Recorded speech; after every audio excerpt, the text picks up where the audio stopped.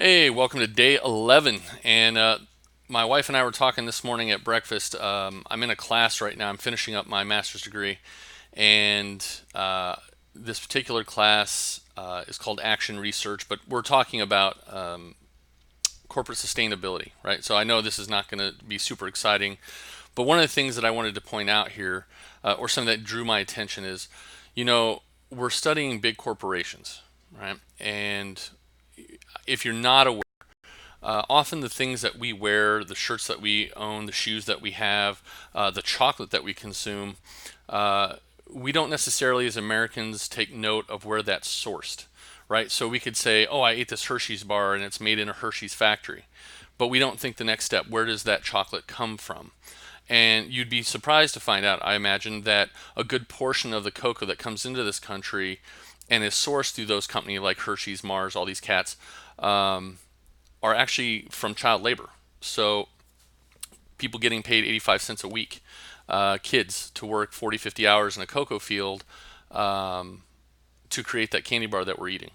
Right. Meanwhile, Hershey's just raised a cost, or charging people for their product.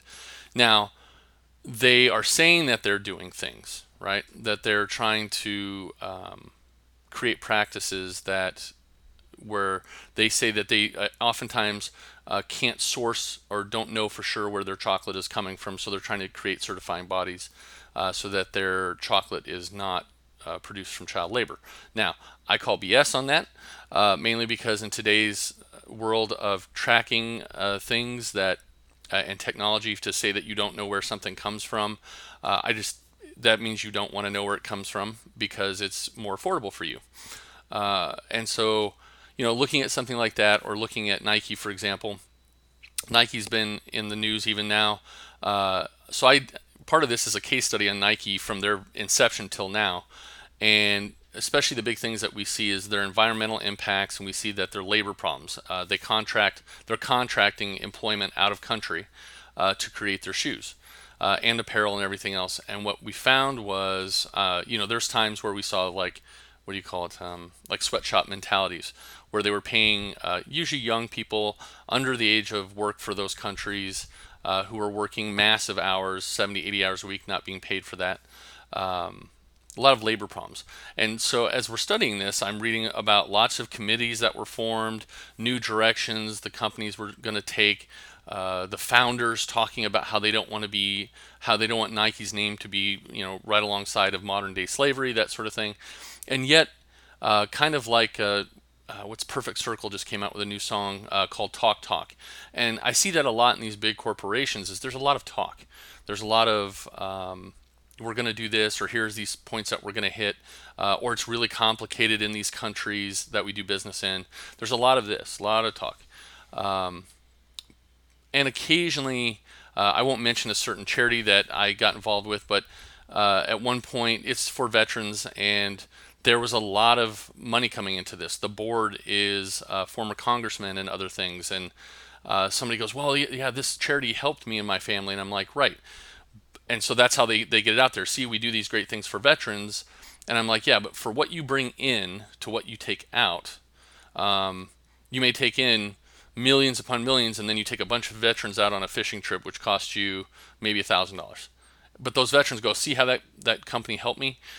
So it's just, I think there's a good image, especially when people become upset with them. They'll go look at the things that we're doing, and then they kind of go back to business as usual, because the point of these big companies often is profit, both for themselves and their shareholders. So without getting too more into the weeds about it, I guess my thing I want to encourage people on this day is to really to take a moment. We talk about how great our nation is, but we often don't realize, like, a lot of that is on the backs of other people.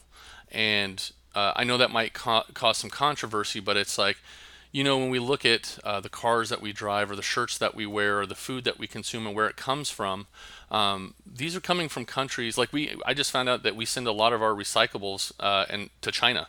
And China then decided, because of what's going on, we're not going to take anymore. So think about that. We're taking our trash and our recyclables, and we're moving it out of our country to somebody else's problem. Or we're sourcing in stuff that we're consuming from countries that were paying them, these big companies, right, are paying these people nothing. And people will go, well, it's a livable wage for their area. Okay, that's kind of a, right? We would pay an American worker, $10 an hour, and there we'll pay them 85 cents a week. Or the contracted companies that we're with will pay them whatever it is livable for that area. That's just bunk. That's just crap. Uh, that's greed. And so I encourage you. Like, I'm not perfect, and I don't expect any of us to be perfect. And I know it's a hard question. Like, what do we wear or what do we eat? If we start looking at where this comes from, but maybe by knowing that, we can start to have some say in it and influence it. And now with today's things like this type of outreach, make some changes, and demand that, hey, if folks over there, if we're going to get this thing, we love consuming chocolate. Um, Maybe they should not have child labor, and make 100% sure, not kind of sure, not maybe, not we're not, we're moving towards positive steps over the next decade, right? No, now, where the problems are, fix it. So that's just my 2 cents for today. So welcome to day 11, and we'll talk to you tomorrow. Thanks.